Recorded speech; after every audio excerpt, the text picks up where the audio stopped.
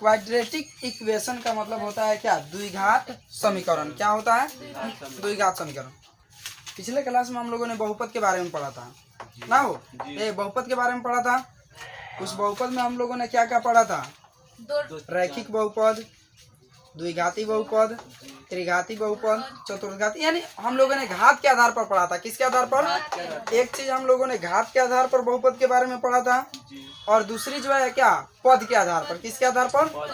पद के आधार पर। जैसे रैखिक बहुपद, द्विपदी बहुपद, त्रिपदी बहुपद, चतुर्पदी बहुपद, ऐसे हम लोगों ने पढ़ा था कि नहीं पढ़ा था? वो ये पढ़ा था ना। हाँ, यानी कि उस चैप्टर में हम लोगों ने पद के आधार पर भी पढ़ा था और घात के भी आधार पर पढ़ा था। लेकिन इसमें जो है क्या करना है? सिर्फ हमें पढ़ना है द्विघात समीकरण। तो द्विघात समीकरण समझ में आ रहा है? यानी कि द्विघात समीकरण के बारे में हम लोगों को क्या करना है? पढ़ना है। ठीक है, यानी कहने का मतलब यह है कि अगर इसका डिफिनेशन, अगर इसको हम लोग परिभाषित करना चाहें तो हम लोग इस प्रकार से कह सकते हैं। ध्यान से सुनिएगा लोग, कि वैसा समीकरण जिसमें चरों का जो चर होता है उसका अधिकतम घात कितना होना चाहिए? 2। द्विघात का मतलब क्या होता है? आप लोग पढ़े हैं ना कि घात का मतलब क्या होता है? जैसे यह है, यहाँ पर है ऐसे है, तो ये बताइए इसको हम लोग क्या बोलते हैं? इसको तो हम लोग कोफिशिएंट, गुणांक बोलते हैं। गुणांक बोलते हैं ना हो। इसको हम लोग क्या बोलते हैं? घात। इसको हम लोग घात, और इसको हम लोग आधार बोलते हैं कि नहीं बोलते हैं? वो आधार बोलते हैं। इंग्लिश में सबका आप लोग जानते हैं, इसको कोफिशिएंट बोलते हैं, इसको पावर बोलते हैं, इसको बेस बोलते हैं। समझ में आ रहा है कि ना? हाँ, सर है। बिट्टू को बेस पसंद है। देखिए, यानी कि आपको बेस पसंद है वो? जी नहीं। तो गुणांक का मतलब क्या होता है? देखिए, खूब ध्यान समझिए। यानी यहाँ पर जो गुणा करता है, इसमें जो पीछे रहता है उसको हम लोग क्या कहते हैं? गुणांक। क्या कहते हैं? गुणांक। पावर जो है, जिस चीज पर क्या रहता है? टीका रहता है, उसको हम लोग कहते हैं आधार। समझ रहा है? और जो इसके सर पे रहता है उसको हम लोग क्या कहते हैं? घात। समझ आ रहा है कि ना? समझ आ रहा है? तो देखिए, ये चीज जो है, 3 चीजों को समझना बहुत ही क्या है? जरूरी है। आप ये नहीं कह दीजिएगा इसको घात कहेंगे, इसको हम लोग इसको गुणांक कहेंगे, इसको आधार कहेंगे, ऐसे नहीं। समझ रहा है कि ना? हाँ, तो चलिए ये चीज समझ में आ गया। हाँ, तो देखिए, यानी कहने का मतलब यह है कि द्विघात समीकरण का मतलब क्या होता है? कि वैसा समीकरण, क्या? वैसा समीकरण जिसका अधिकतम घात कितना हो? 2। कितना हो? 2। उसे ही हम लोग क्या कहेंगे? द्विघात समीकरण कहेंगे। वैसा समीकरण जिसका अधिकतम घात कितना होना चाहिए? 2 होना चाहिए। समझ में रहा है? और द्विघात समीकरण में हमें क्या पढ़ना है? इसमें जब भी चर रहेगा तो एक ही चर रहेगा। कितना चर रहेगा? एक ही चर। एक से अधिक हो सकता है लेकिन वह समान चर रहेगा। एक से अधिक चरें हो सकती है लेकिन वह क्या रहेगी? समान चर है। 2 चरों वाले रैखिक समीकरण में हम लोगों ने क्या पढ़ा था? 2 चर था। कितना था? उसमें 2 चर था। यानी एक x था तो एक y था, एक a था तो एक b था, एक अगर p था तो एक q था। ऐसे पढ़ा था। लेकिन इसमें वैसे हम लोगों को देखने को नहीं मिलेगा। वैसा रूप इसमें नहीं मिलेगा। यानी इसमें जो है, जो रूप मिलेगा वह कितना भी चाहे कितना भी क्यों ना हो। समझ रहा है? लेकिन इसमें जो है हमेशा जो है, हर जगह एक चर का अगर इसमें यूज होगा तो वह एक ही चर इसमें हमेशा क्या रहेगा। समझ में आ रहा है कि ना? जैसे यहाँ x है तो यहाँ भी क्या रहेगा? x रहेगा। यहाँ y है तो यहाँ y रहेगा। यहाँ p है तो यहाँ पर भी p रहेगा। ये नहीं कि यहाँ x रखेंगे, यहाँ पर y रखेंगे। समझ में आ रहा है? चलिए, गलत जी। तो समीकरण के बारे में हम लोगों ने पढ़ लिया कि द्विघात समीकरण क्या होता है। द्विघात समीकरण क्या होता है? कोई पूछेंगे, आप लोग बता दीजिएगा। अब देखिए, द्विघात समीकरण, सुनिए, द्विघात समीकरण में इसका जो है देखिए, जिस समीकरण का अधिकतम घात कितना हो, जितना हो, जिस समीकरण का अधिकतम घात जितना हो। घात का मतलब समझ में आ रहा है? यहाँ पर जो रहेगा, समझ आ रहा है? जिस समीकरण का अधिकतम घात जितना होता है उतना ही उसकी क्या होती है? शून्यक होती है। उतना ही उसकी क्या होती है? शून्यक होती है। और शून्य का मतलब होता क्या है? शून्यक वह मान होता है, शून्यक वह मान या वह राशि होती है जिसका मान इसमें रखने पर इस सारे इक्वेशन को वह क्या बना देता है? 0 बना देता है। क्या बना देता है? 0 बना देता है। समझ में आ रहा है कि ना?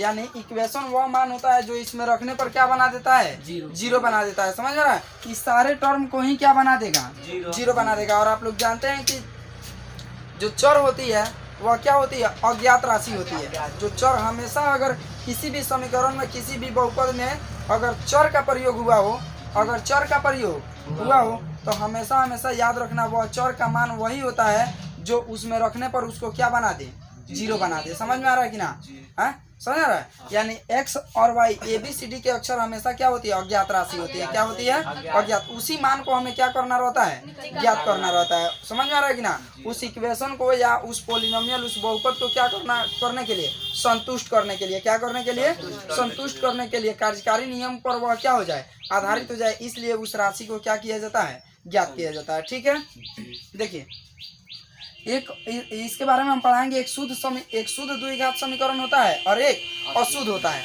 एक शुद्ध होता है और एक अशुद्ध होता है। हर कोई शुद्ध और अशुद्ध दोनों गुण पाए जाते हैं ना, वो हाँ हर प्राणी में नहीं पाया जाता है। देखो ये तो समझाने के लिए लिखे थे, यहाँ पर देखिए साधु संत में नहीं पाया जाता। साधु संत सबसे ज्यादा अशुद्ध है, टीका खाना वाला। देखिए हाँ तो टीका वाला सब बच के रहिए। देखिए राम रहीम बाबा का थे, टीके न कर रहे थे हम। हाँ देखो क्या बोलते हैं, x(y). देखिए दो इक्वेशन को हम लिखते हैं यहाँ पर x(y) प्लस रुक जाए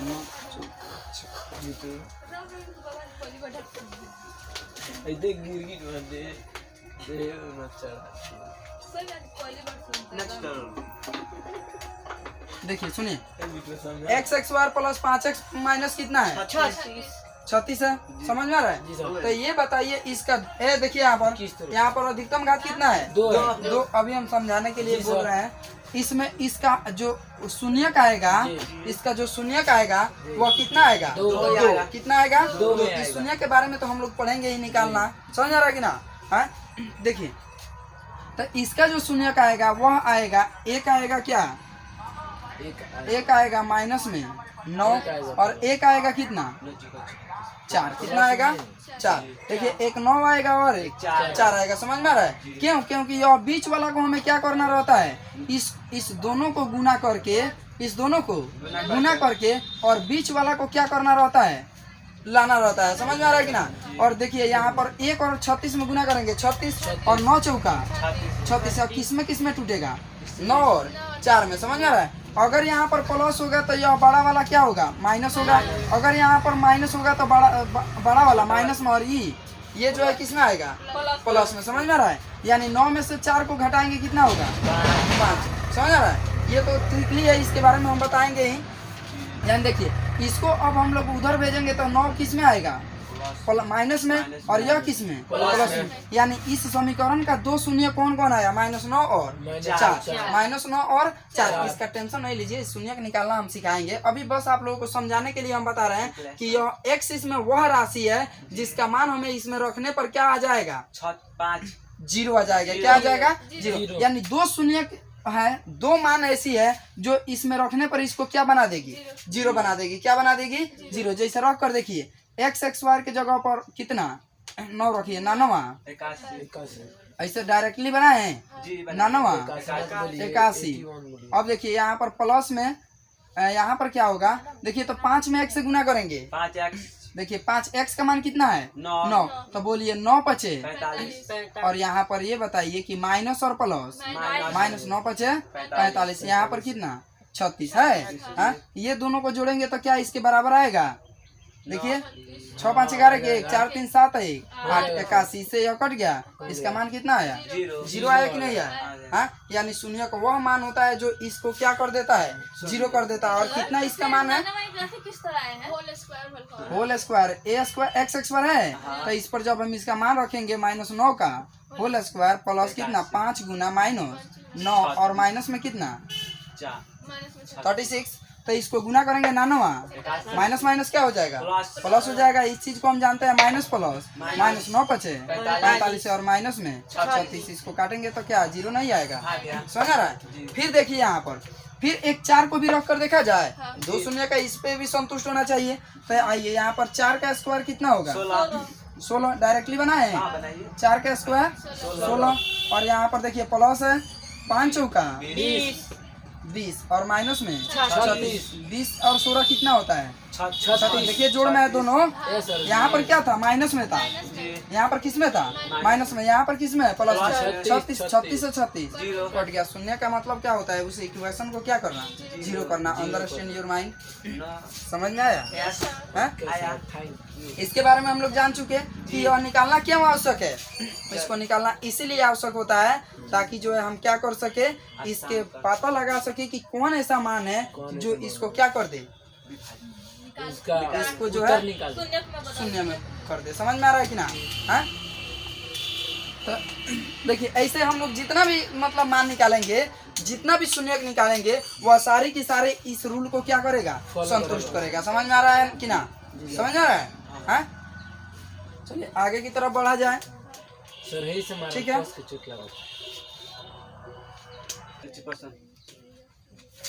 चलिए देखिए ना यहाँ पर, देखिए लो यहाँ पर सुनिए। इसके बाद हम लोगों ने इसके बारे में तो हम लोगों ने पढ़ लिया जी।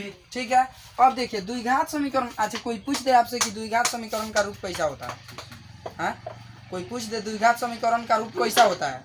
हाँ, जैसे हम लोगों ने क्या पढ़ा था? 2 चर वाले रैखिक समीकरण में हम लोगों ने क्या पढ़ा था कि कोई भी समीकरण का रूप ax1 plus by1 plus c बराबर 0। फिर a2x ना, हाँ, उसके बाद b2 उसके बाद c2। इसके इसी तरह हम लोगों ने पढ़ा था कि ना? तो उसी तरह इसमें भी क्या होता है? देखिए द्विघात समीकरण का रूप, द्विघात समीकरण का रूप।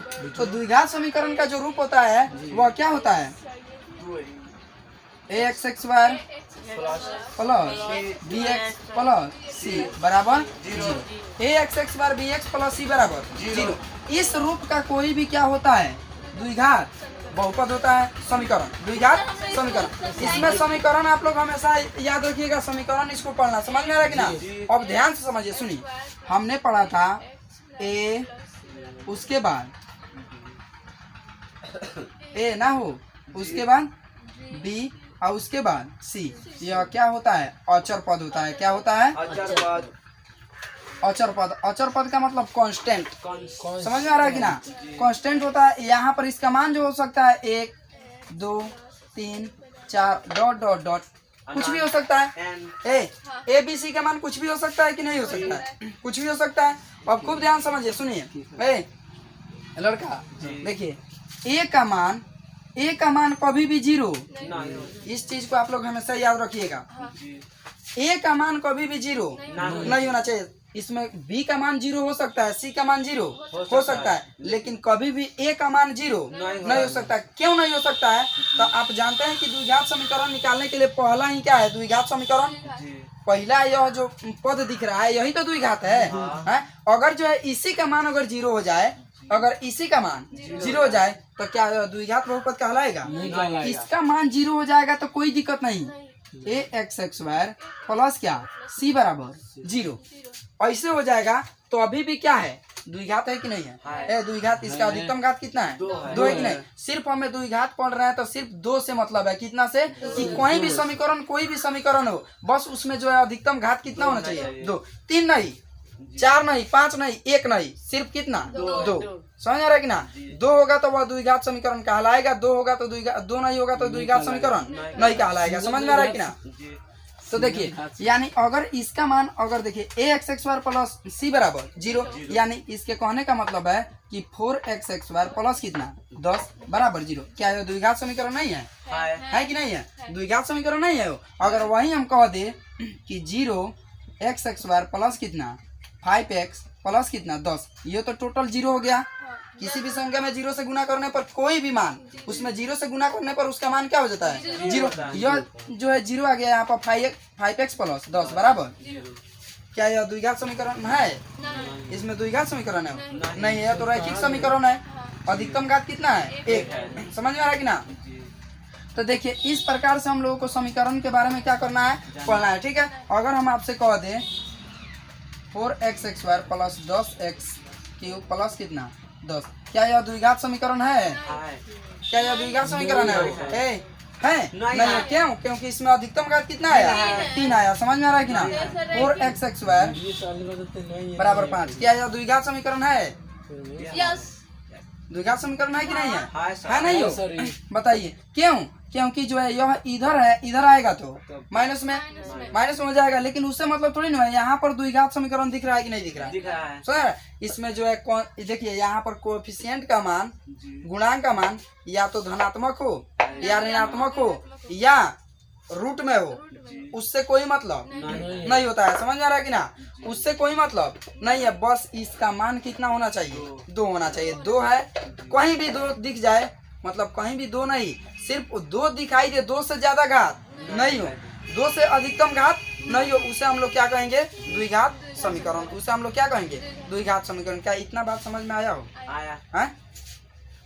तो अब बताइए, क्या यहाँ पर हम 2-4 समीकरण को लिख रहे हैं।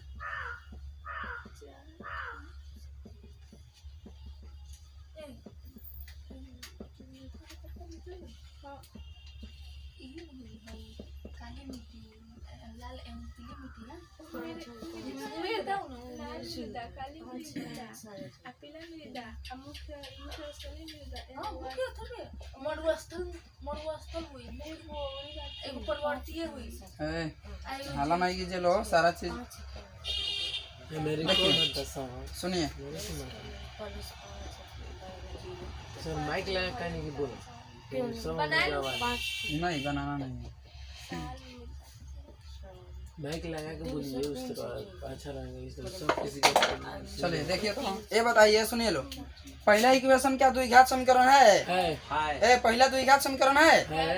देखिए तो इसमें अधिकतम घात कितना है? 2 है। द्विघात समीकरण है। क्या यह द्विघात समीकरण है? यह भी है।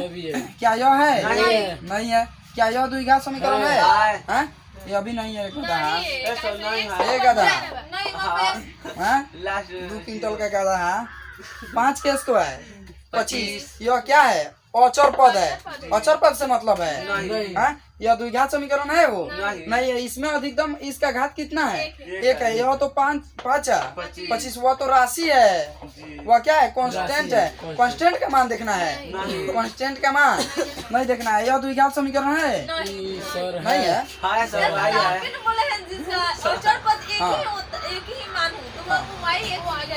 y(x) है, तो यह द्विघात बहुपद नहीं है। क्यों? क्योंकि इसमें क्या है? y भी है, x भी है, y भी है और x भी है। समझ में आ रहा है कि ना? अगर वहीं इसको हटा देंगे तो यह जो है द्विघात समीकरण हो जाएगा।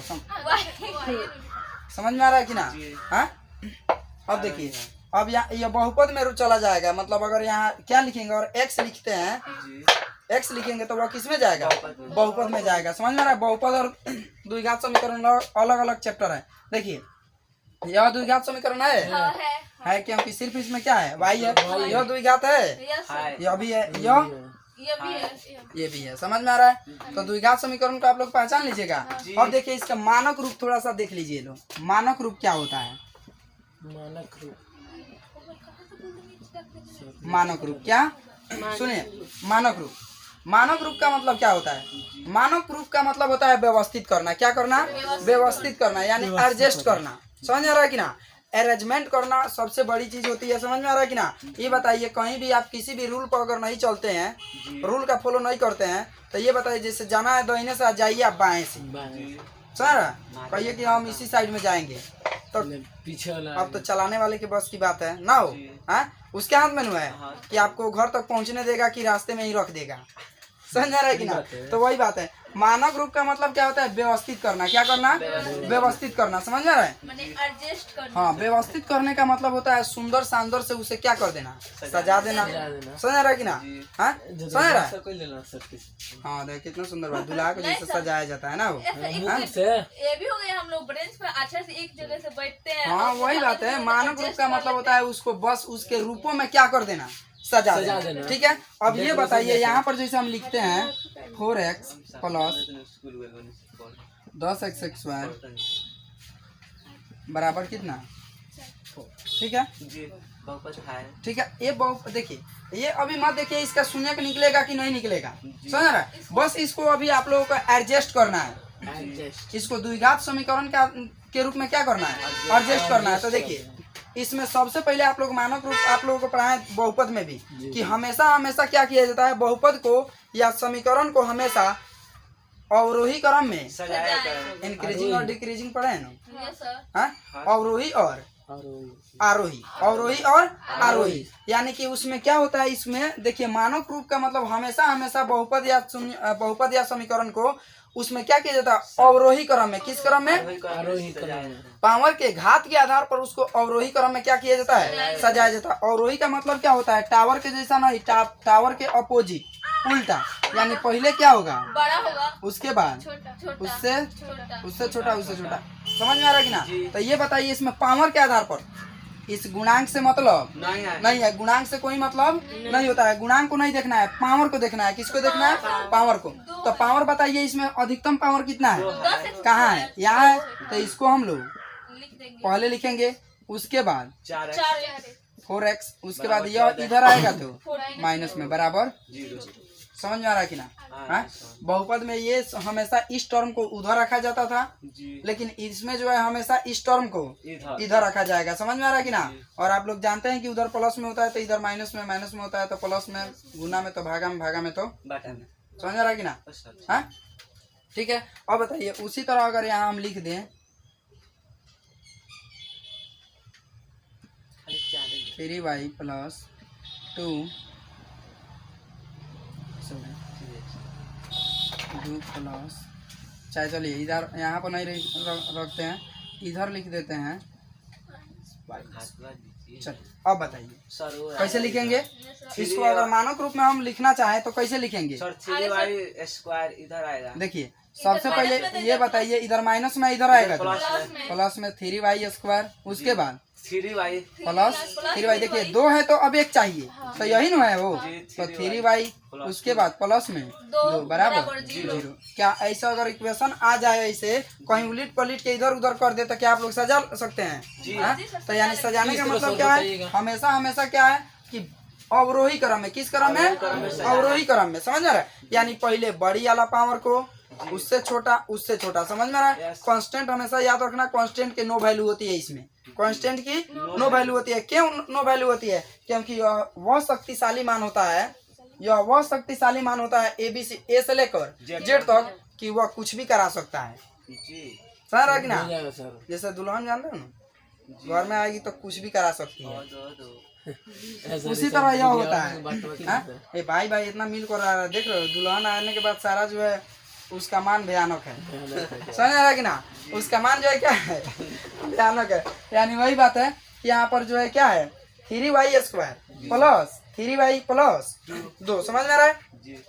आप इसको कमजोर हल्के में ना लें, हल्के में लाना, इसका मान कुछ भी हो सकता है। इसका मान 2 कुंटल। समझ में आ रहा है कि ना, इसका मान कुछ भी हो सकता है। समझ रहा है कि जब यह आती है आएगा तो आंधी तूफान लेकर आएगा, यानी यहाँ पर कुछ भी हो सकता है। इसलिए हमेशा यह जो है कहाँ रहेगा, शुरू में इसको बड़े मान की दर्जा दी जाती है, उससे पावर कम हो उससे छोटे मान की दर्जा दी जाती है, उससे कम हो उससे छोटे मान की दर्जा दी जाती है। समझ में आया, समझ आया कि ना। हाँ तो यह समझ में आ गया कि इसका मान को कभी हल्के में नहीं लेना है। ठीक है, चलिए आगे की तरफ बढ़ा जाए। ये समझ में आ गया हो। मानक रूप को आप लोग लिख लीजिएगा कि नहीं, लिख नहीं लीजिएगा। ठीक है, तो मानक रूप भी समझ गया, मैं आ गया। अब चलिए थोड़ा सा इसके रूपों को देख लिया जाए। ठीक है, इसको छाप लीजिए, छापना है तो पूरा। चलिए देखिए, सुनिए, द्विघात समीकरण का रूप, द्विघात समीकरण का रूप, द्विघात समीकरण की कितने रूपे होती है, 2। मतलब इसका प्रकार अगर कहा जाए तो क्या, रूप नहीं हो, प्रकार। द्विघात समीकरण का प्रकार, समझ में आ रहा है। हाँ? द्विघात समीकरण का प्रकार। देखिए 2 प्रकार की होती है। एक होता है शुद्ध समीकरण, मतलब शुद्ध द्विघात समीकरण। क्या कहा जाए तो, अगर कहा जाए तो पहला होता है शुद्ध द्विघात समीकरण, समझ रहा है। और एक होता है क्या, अशुद्ध, या उसको कहा जाता है मिश्रित अशुद्ध नहीं, मिश्रित। क्या कहा जाएगा? मिश्रित। समझा? मिश्रित का मतलब क्या होता है? मिलावट। मिश्रित का मतलब मिलावट। और शुद्ध का मतलब क्या होता है? उसमें किसी प्रकार की मिलावट नहीं हो। समझ आ रहा है? जहाँ भी आप लोग देखते हैं तो क्या लिखा रहता है? शुद्ध। आप कोई भी चीज खरीदने जाते हैं उस पर क्या लिखा रहता है? शुद्ध। जबकि ये बताइए, क्या कोई भी पदार्थ शुद्ध है? नहीं। आप जितनी भी चीजें का यूज करते हैं क्या सभी शुद्ध है वो? नहीं। शुद्ध का मतलब क्या होता है? जो एक ही प्रकार के तत्वों से या पदार्थों से मिलकर क्या हो? बनाओ। उसको ना शुद्ध बोलेंगे वो। हाँ? तेल। क्या? तेल एक ही प्रकार से बना है। तेल में वसा होता है, प्रोटीन होता है, क्या क्या उसमें होता है, वह एक ही तत्व, एक ही प्रकार के पदार्थों से मिलकर बना है। हाँ? कोई भी चीज एक चीजों से मिलकर नहीं बस तत्व ही ऐसा है, तत्व वही होता है जो एक ही प्रकार के परमाणुओं से मिलकर बना होता है। समझ में आ रहा है? जैसे हाइड्रोजन HH से मिलकर बना होगा, ऑक्सीजन O। समझ आ रहा है कि ना? देखिए, शुद्ध समीकरण यानी शुद्ध समीकरण इसमें दो जोड़ लिख दीजिएगा। शुद्ध द्विघात समीकरण। समझा? हाँ, प्योर क्वाड्रिक इक्वेशन। क्या? Pure quadric equation. देखिए, इसको अगर हम लोग लिखे तो देखिए शुद्ध समीकरण का रूप क्या होता है? जैसे x² प्लस 5 x² प्लस 5 बराबर 0। ये बताइए, इसमें तो एक द्विघात समीकरण आया, क्या एक घाती भी इसमें है? इसको नहीं देखिए, इसको नहीं देखना है। समझ रहे कि ना? तो ये बताइए सिर्फ इसमें क्या है? x का, इसमें चर का अधिकतम घात कितना है? 2 है। यह शुद्ध द्विघात समीकरण है। समझ आ रहा है कि ना? उसी तरह अगर लिख दे यहाँ पर 4y² माइनस 3 बराबर 0, यह शुद्ध द्विघात समीकरण है। हाँ? शुद्ध द्विघात समीकरण है। इसमें क्या कोई और चर है? इसमें कोई और चर राशि है? नहीं है। ये बताइए सिर्फ 4y² है कि नहीं है? इसको भी हम लोग क्या बोलेंगे? शुद्ध। क्या बोलेंगे? शुद्ध। समझ में आ रहा है? शुद्ध का मतलब यह होता है, सुनिए, शुद्ध का मतलब यह होता है कि जिसमें सिर्फ व सिर्फ एक ही चर आए और उस चर का मान कितना, उस चर का घात कितना हो? 2। उसके अलावा कोई अन्य घात वाला मतलब उसमें पद नहीं आए। देखिए, इक्वेशन में एक पद आए नहीं, कितना भी पद आए उससे मतलब नहीं है। बस जो पद होना चाहिए वह जो है जिस उसमें चर जो होना चाहिए, चर उसका अधिकतम पावर 2 होना चाहिए। उसके अलावा फिर अन्य नहीं होना चाहिए। ना ही तो एक होना चाहिए, मतलब ना ही तो 1 पावर वाला होना चाहिए, ना 3 पावर वाला होना चाहिए, ना 4 पावर वाला होना चाहिए। समझ आ रहा है कि ना? जैसे अगर हम कहें सिर्फ 2, कितना? 2। जैसा अगर हम कहें 3y² plus 4y² plus 10 minus 5, क्या यह शुद्ध द्विघात समीकरण है? दिमाग लगाइए लो, शुद्ध द्विघात समीकरण है? यह शुद्ध द्विघात समीकरण है कि नहीं है? क्यों है बताइए?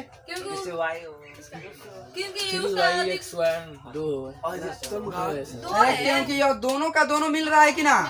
आप लोग जानते हैं कि पावर अगर मिल जाए, चर मिल जाए, दोनों आपस में जुड़ जाता है कि नहीं जुड़ जाता है? आप प्लस यहाँ 10 में से 5 घटेगा 5, यह शुद्ध द्विघात समीकरण नहीं हुआ? हाँ, थोड़ा इस पर भी ध्यान लगाइए लो। समझ में आ रहा है कि ना? आप लोग तो बहुपद चैप्टर में नहीं पढ़ाए हैं कि यह y और y देखिए दोनों मिल रहा है कि ना? जाति दोनों पावर मिल रहा है कि ना? क्या हो जाएगा? जुड़ जाए। जुड़ने वाला होगा तो जुड़ेगा, घटने वाला होगा तो घटेगा, फिर इस रूप में आ जाएगा कि नहीं? हाँ, समझ रहा है? यानी यह क्या है? शुद्ध द्विघात समीकरण। अशुद्ध का मतलब देखिए, उसके बाद क्या होता है? मिश्रित। क्या होता है?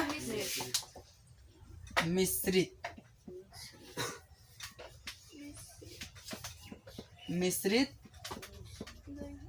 द्विघात समीकरण। समझ में आ रहा है? कॉम्प्लेक्स क्वाड्रिक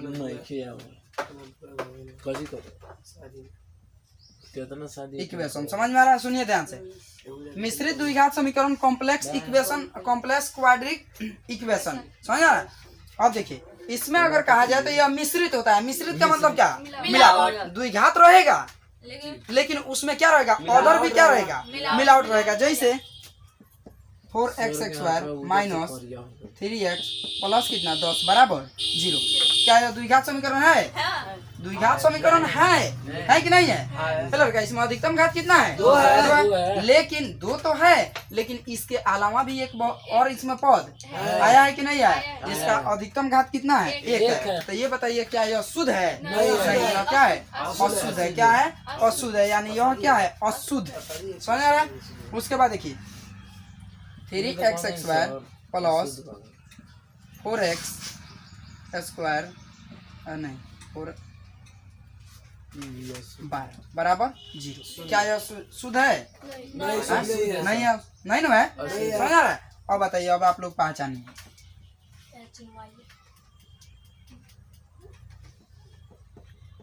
ये भी नहीं है सर, ये भी नहीं है सर। ये है अशुद्ध है, अशुद्ध है।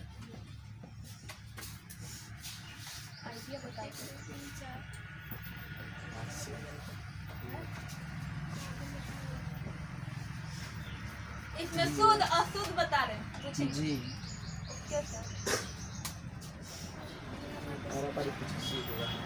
बढ़िया से सर हमें तो तन पहले सर पारापारी पूछिए, पारापारी चलिए रो सुनिए, पारापारी पूछिए। क्या पहला देखिए तो अशुद्ध समीकरण है कि अशुद्ध समीकरण है? अशुद्ध है। यह क्या है? अशुद्ध यानी यह क्या है? कॉम्प्लेक्स। क्या है? कॉम्प्लेक्स इक्वेशन है। ये बताइए यह क्या है? शुद्ध शुद्ध है। ये शुद्ध है। तो शुद्ध है तो यह क्या होगा? प्योर। ठीक है। और इसमें देखिए तो क्या यह शुद्ध है? अशुद्ध है। हाँ? अशुद्ध है। अशुद्ध है। अशुद्ध है वो? यस। कोई बताएंगे? दिमाग लगाइए। शुद्ध है हम बताएं शुद्ध हो जाएगा। शुद्ध हो जाएगा कि नहीं होगा? हो जाएगा। क्यों? 4 से 4 कट गया। नहीं कटा हो। बचा कितना? 8x² माइनस कितना? 8x² प्लस कितना? 10। बचा कि नहीं बचा? तो क्या इसका रूप आया 8x² प्लस कितना? 10। क्या यह 0 शुद्ध नहीं है वो? प्योर प्योर नहीं है। प्योर है। उसी तरह इसको बताइए, ये भी सर शुद्ध होगा। यह शुद्ध है। बताएं सर। नहीं सर। अरे यह जो है माइनस है, यह भी माइनस सर है। तो फिर झूठेगा तो नहीं होता। ए लड़की तो जुटेगा तो ऐसा 3x² माइनस शुद्ध है। कितना? 20। हाला नहीं 3x² माइनस कितना? 20 बराबर 0। तो यह अशुद्ध होगा। हाँ? इसका रूप आएगा 3x² माइनस कितना? 20x बराबर 0। नहीं यह होगा शुद्ध है। अशुद्ध सर। हाँ? इसमें एक और आ गया है कि नहीं आया है? हाँ? तो यह क्या है? अशुद्ध है। अशुद्ध है। अशुद्ध समझ आ रहा है कि ना? कॉम्प्लेक्स है सर। हाँ? मिश्रित है कि नहीं है? मिश्रित है। अब बताइए यह क्या है? शुद्ध है। यह पहले ही बताइए कि यह द्विघात समीकरण है कि नहीं है? है। हाँ? है। यह द्विघात समीकरण नहीं है, यह द्विघात बहुपद नहीं है। है, क्या है? बहुपद बहुपद है। इसमें अब यहाँ पर यह क्या होगा? अब होगा समझ आया कि ना? बहुपद चैप्टर नहीं पढ़ाए हैं वो? नहीं हाँ? सर, बता यहाँ दिए, पर जो है बता 0 आया, अब जाकर यह क्या हुआ? द्विघात शुद्ध द्विघात समीकरण। समझ में आया? अब बताइए यह क्या शुद्ध द्विघात समीकरण है? दिमाग लगाइए, खूब ध्यान से देखिए। सर है, शुद्ध है। है कि नहीं शुद्ध है। है? ये भी है। और यह प्योर है सर। ये यह जो है शुद्ध है कि अशुद्ध है कि मिश्रित है? आग बयाला। अशुद्ध है, अशुद्ध है। 10 में से 5 घटेगा 5 नहीं होगा। हाँ सर अशुद्ध है। अशुद्ध है सर ये सर। प्लस में नहीं है। 10। कॉम्प्लेक्स है। प्लस में 10 है, सर माइनस पारापारी पूछिए, मालूम आ जाए। हाँ? तू कौन सी है ये बताइए कि 2x² ठीक है, यह तो है, जी लेकिन 10 में से 5 घटेगा 5, फिर अभी 5 बचा कि नहीं बचा? बचा। तो इसमें x 2 नहीं आ गया, एगो पावर 1 वाला, एगो पावर 2 दो वाला, वाला। तो वह शुद्ध होगा, नहीं वह सर। मिश्रित हो जाएगा। क्या हो जाएगा?